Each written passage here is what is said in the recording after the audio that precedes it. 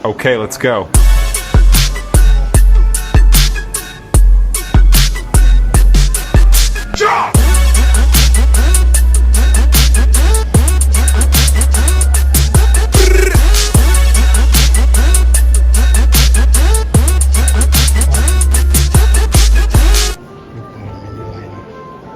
Armamen pendukungnya, seperti Combat Management System atau CMS, torpedo ringan tipe Piranha, dan sekaligus senjata laser. Nah, penasaran kan informasi lengkapnya? Tanpa banyak basa-basi, yuk kita bahas lebih detail lagi, bro. Selama ini nih, kita sering ribut soal alutsista impor. Ya, ribut soal harga yang mahal, dan ribut soal ketergantungan asing. Tapi nih, diam-diam Indonesia di Surabaya saat ini sedang melakukan sesuatu yang benar-benar mengubah peta kekuatan laut di kawasan. Ini bukan wacana, juga bukan prototipe kosong, tapi real, nyata. Kapal selam tanpa awak yang bersenjata buatan bangsa Indonesia. Ini bukan kapal mainan loh, bukan drone laut level surveillance yang cuma bisa memetakan kondisi bawah laut, tapi kapal selam tempur tanpa awak yang dilengkapi senjata dan bisa menghancurkan kapal permukaan. Hebatnya lagi, kapal selam otonom ini 100% didesain oleh orang Indonesia, 100% direkayasa di dalam negeri tanpa lisensi asing dan tanpa ketergantungan software asing. Artinya, Indonesia punya kendali penuh atas teknologi ini. Maka dengan ini, sekarang Indonesia ini resmi masuk ke klub super eksklusif dunia. Karena sekarang hanya ada 4 negara yang mampu membuat kapal selam tanpa awak bersenjata yang sudah masuk ke tahap operasional. Yang pertama itu ada Amerika Serikat, dan yang kedua ada Rusia, ketiga Cina, dan sekarang Indonesia. Yo, minasan konnichiwa, apa kabar semua? Assalamualaikum warahmatullahi wabarakatuh. Back to Garuda Japan. Selamat tahun baru, selamat tahun 2026. Semoga semuanya sukses, sehat selalu, bahagia lahir dan batin. Ya, topik video kali ini di video pertama di tahun baru, ya. Kita akan membahas produksi kapal selam tanpa awak, Kasot, ya, yang dibikin oleh PT PAL. Tadi sudah sedikit dilihat apanya cuplikannya. Nanti setelah ini saya akan reaksi. Ini video dari Info Wibisana, dia ambil dari channel Merah Putih. Kalau nggak salah, kita reaksi aja. Silakan subscribe, ya. Ini PT PAL ini akhir-akhir ini menurut saya sangat luar biasa sekali. Sudah memproduksi banyak kapal, malah Singapura sekalipun yang maju begitu sudah beli kapal dari PT PAL. Filipina kita udah tahu, dan ini menjadi sebuah kebanggaan bangsa Indonesia, ya. Kita bisa mandiri membuat kapal-kapal dan peralatan tempur sendiri. Ini seperti kapal selam tak berawak ini. Kapal ini sangat menakutkan buat saya bagi pencuri-pencuri yang selama ini menggerogoti Indonesia yang kaya raya dengan natural source, dengan sumber daya alamnya.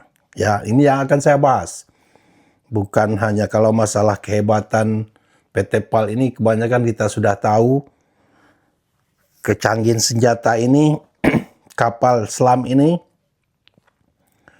yang bisa berlayar selama 6 bulan. Luar biasa loh, 6 bulan. Nggak nongol-nongol di bawah air, non-stop. Tanpa tenaga nuklir. Di situ luar biasa canggihnya, dan kita hanya beberapa negara besar aja yang telah memiliki teknologi ini. Kita salah satunya.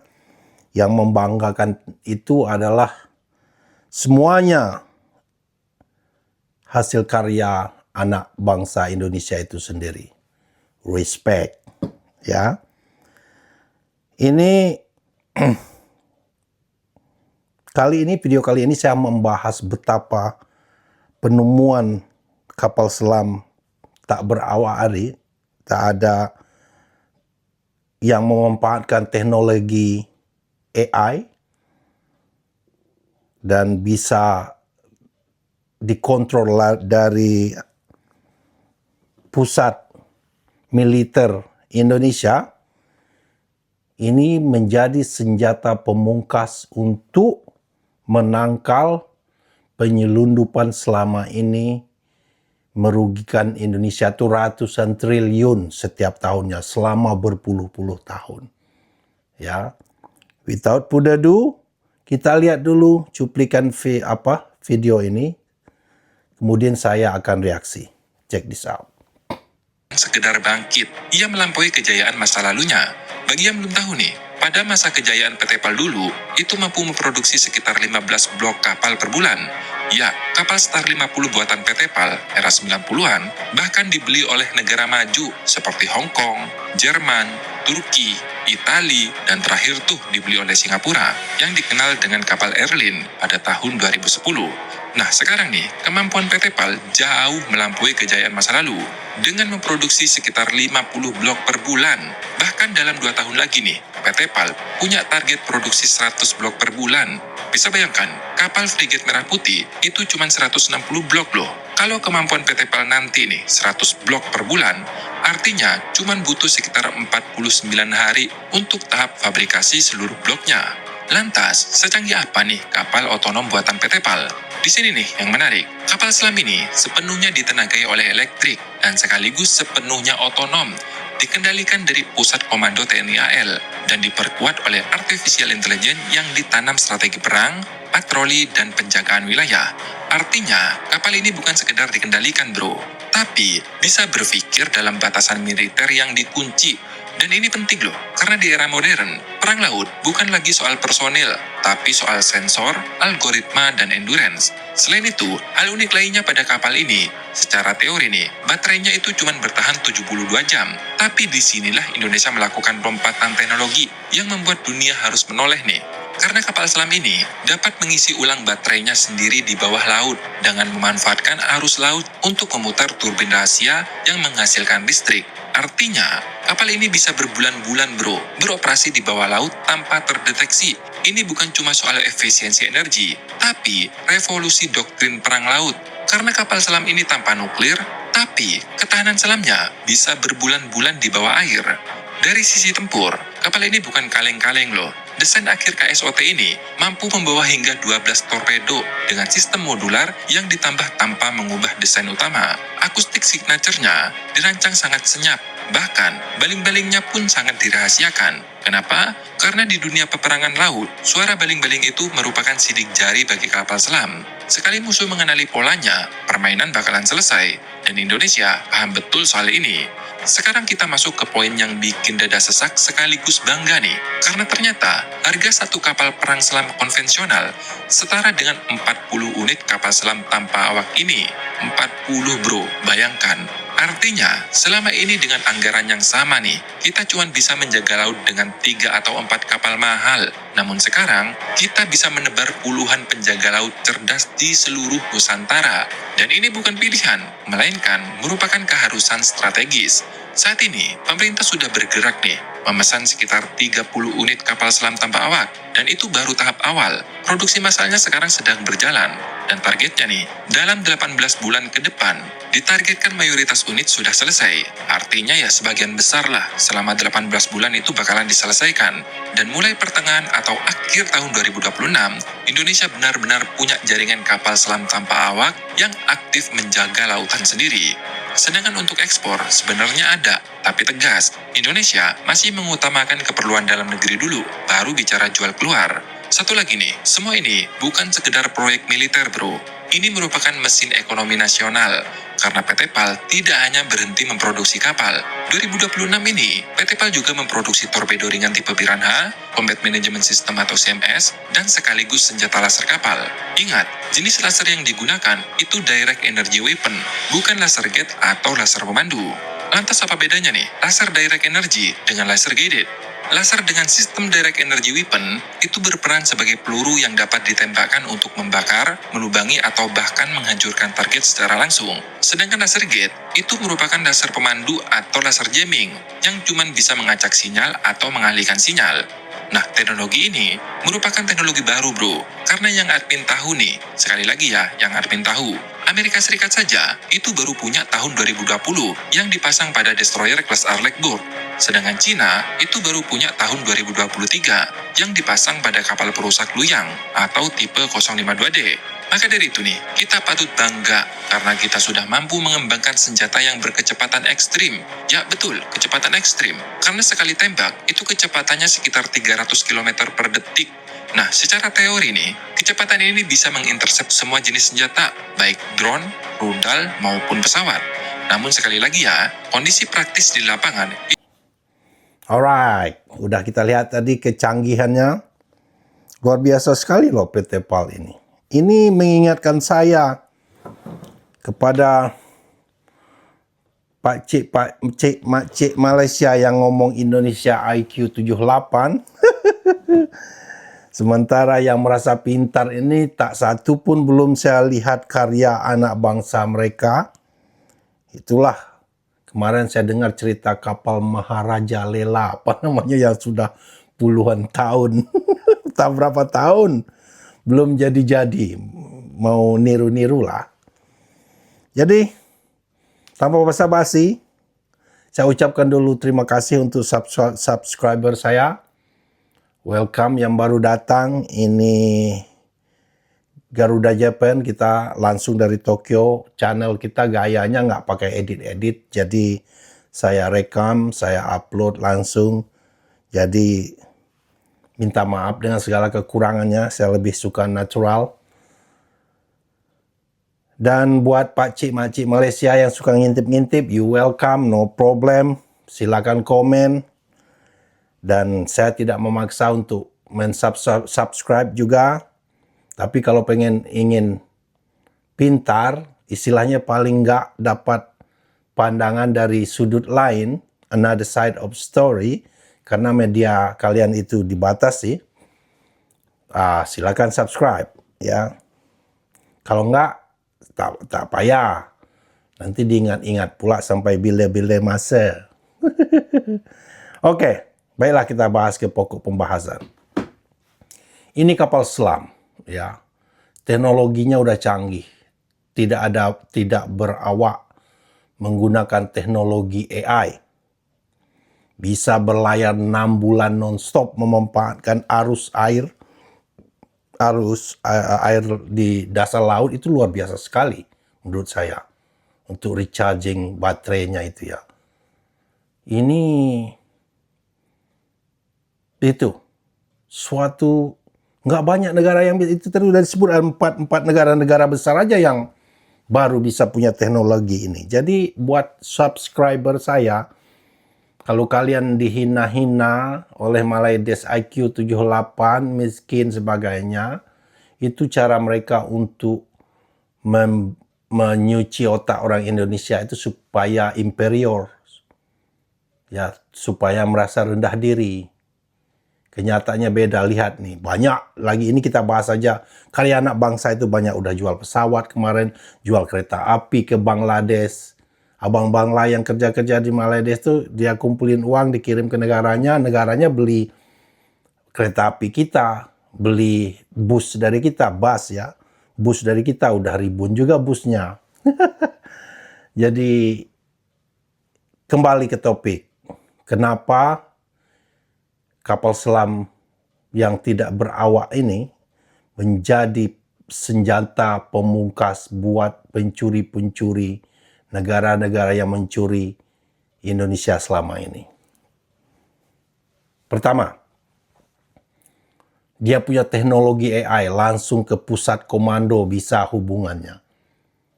Ya, dan dia bisa beroperasi siang malam selama 6 bulan di bawah dasar lautan.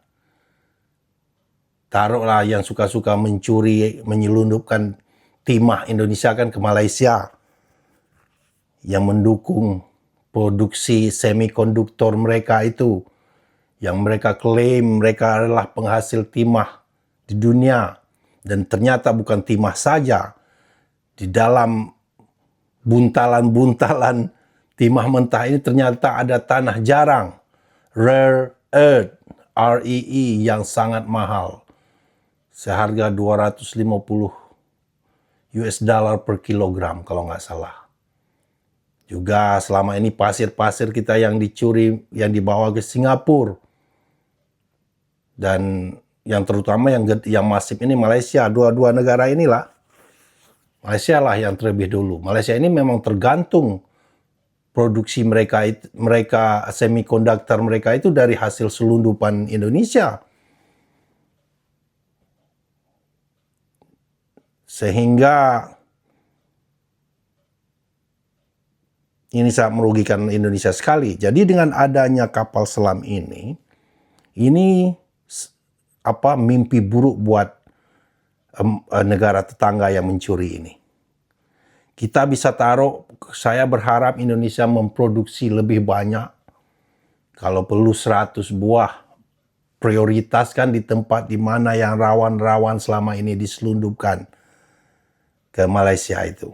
Ya, yang diselundupkan itu bukan hanya sekadar timah, tanah jarang, juga kelapa sawit, termasuk pencurian-pencurian ikan.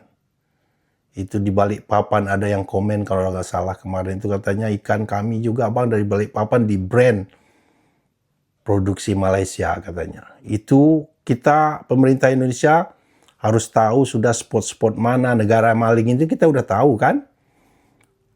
Singapura juga ikut, Maldives lah yang terutama. Ini taruh di sana. Kalau penggunaan ini bagusnya apa? Kapal selam ini tidak berawak ini. Pertama, dia nggak ada capek-capeknya. Siang malam. Kalau manusia kan ada capek, ada lengahnya, gampang bisa dikibulin. Pertama, siang malam. Terus pakai teknologi canggih, pakai teknologi AI. Juga ada senjatanya, torpedonya ada. Ada juga yang bikin laser, apa katanya tadi itu. Itu mungkin nggak dipakai di inilah. Cuma yang jelas teknologinya udah canggih dan dia seperti robot, bisa kerja siang dan malam. Bisa mengawasi tanpa ampun, punya senjata. Kalau ketahuan udah tembak aja, sekali-sekali tembak aja, torpedo aja. Efek jerah lah kan, untuk efek jerah. Kita itu udah dicuri masif. Indonesia tuh di samping stop, bagusnya dituntut lah. Kan bisa dituntut nggak itu? Ada yang tahu ke teman-teman? Silakan komen. Bisa dikalkulasi berapa ratusan triliun per tahun, udah berapa tahun kira-kira Maldives, Singapura ngeruk kekayaan Indonesia itu. Bisa dituntut itu. Bisa nggak kira-kira? Ada yang ahli ngerti hukum nggak? Saya nggak paham itu hukum itu. Biar efek jerahnya tinggi. Atau kapal selam ini kan punya torpedo, udah tembak aja langsung ketahuan nyelundup. Seperti Bu Susi. Saya suka gaya Bu Susi. Maling-maling ikan, tenggelamkan. Sejak saat itulah, zaman Pak Jokowi ya, saat itulah Indonesia itu mulai dihargai oleh dunia. Memang harus tegas, Indonesia terlalu lembek selama ini. Habis dikuras, dikeroyok, dicuri. Dan terakhir menurut saya yang paling bagus penggunaan apa ini? Kapal selam yang canggih, yang tidak berawak ini. Dia nggak bisa disogok. Nah, ini kelemahan kita selama ini. Gampang disogok kan? Itu kelemahan dari pejabat, aparat. Itu yang dimanfaatkan Malaysia dan Singapura, terutama Malaysia. Dua-dua negara inilah kelemahan kita itu. Kalau udah disogok, negara pun dijualnya tanpa malu-malu. Nah, kalau pemakaian ini kan nggak bisa disogok-sogok. Saya berharap sekali Indonesia produksi sebanyak-banyaknya, tempatkan dulu di arah perbatasan ini. Yang sering dicuri Malaysia dan Singapura lah dulu. Daerah-daerah terluar kita kan pahamlah pemerintah Indonesia di mana daerah kita yang jadi rawan itu. Di sana tempatkan. Kalaupun disogok, mau nyogok orang di pangkalan yang kontrol, itu kan gampang ketahuan. Ini fungsinya bisa diawasi orang-orang yang ngontrol pusat kontrol kapal selam ini. Gampang kan ngawasin daripada ngawasin ribuan petugas di lapangan. Taruhlah 1.000 orang, 500 orang mau jujur, yang 500 nggak mau, ya kecolongan juga. Tapi kalau dengan penggunaan kapal ini yang bisa berada 6 bulan loh di dalam air, gila sekali. Tanpa tenaga nuklir, saya respect loh. Itu mimpi buruk yang total bisa menggagalkan penyelundupan yang merugikan udah ribuan triliun, ribuan triliun dah Indonesia. Orang setahun aja ratusan triliun, udah berapa tahun ini? Itu yang ketahuan. Di saat Indonesia mulai tegas saja sendiri, langsung Amerika mau negosiasi ulang tarif perdagangan. Langsung Indonesia setelah dia tahu rupanya yang punya timah dan tanah jarang yang diklaim Malaysia ini rupanya hasil selundupan dari Indonesia, dan Indonesia sudah mulai tegas. Ketahuan itu langsung mereka bikin kasih zero tarif loh buat produk minyak sawit Indonesia. Congratulations yang punya kebun sawit lah ya. Minyak sawit, yang punya kebun coklat, yang punya kebun kopi, kebun teh, karet, selamatlah kalian. Ya, 0%. Kenapa? Karena dia tahu akhirnya rupanya yang punya ini tanah jarang, rare earth, REE ini Indonesia, yang di Bangka Belitung itu yang kualitasnya paling bagus. Lumpur Lapindo itu juga rupanya, itulah dulu jadi malapetaka kan. Cuman kualitasnya ceritanya agak rendah dikit dibanding Bangka Belitung. Jadi inilah menurut saya luar biasa sekali. Saya berharap Indonesia memproduksi massal ini, kapal selam ini, tempatkan itu jauh lebih menghemat biaya daripada mengerahkan pasukan manual dengan kapal-kapal biasa. Kan kalau ini enggak, 6 bulan di bawah air, energinya memanfaatkan arus di bawah air itu sendiri kan luar biasa. Nggak pakai tenaga nuklir. Terus bisa langsung koneksinya dengan terkontrol dengan satu pusat. Jadi gampang diawasi. Tinggal kontrol aja di mana pusat pengontrolan tersebut kan. Jadi gampang lah itu. Mereka juga mau disogok, mau main-main, sedikit sekali kemungkinannya. Daripada kita taruh ribuan kapal di samping. Taruhlah jujur, kan capek juga, nggak selamanya mereka bisa ngawasin 24 jam. Terus biayanya, operasionalnya pasti besar. Kalau ini luar biasa sekali. Ini mimpi buruk buat negara-negara pencuri tetangga yang selama ini kaya raya karena mencuri dari Indonesia. Begitu saja video kali ini, ya, video pertama tahun ini. Saya ucapkan terima kasih buat teman-teman yang selalu support. Indonesia all the best. Seperti biasa, orang tetangga sebelah masih nggak mau nerima, masih asik sok sendiri, merasa maju, ringgit berjaya. IQ tinggi, kita biarkan saja, biarkan bukti dan kenyataan yang membuktikan. Thank you for tune in. I see you next video. Bye-bye. Saya katakan, negara itu ibarat badan manusia. Kekayaan, uang dan segala kekayaan itu ibarat darah. Kalau badan manusia tiap hari bocor, sekian cc, di ujungnya badan itu kolaps, mati. Negara sama.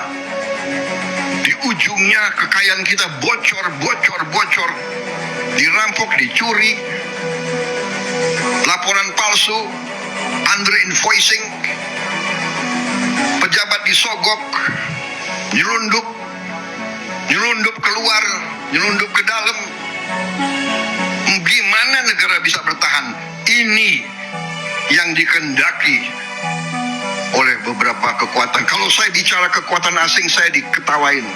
Saya tidak peduli. Saya dipilih, saya dilantik oleh rakyat Indonesia. Saya akan mati untuk rakyat Indonesia.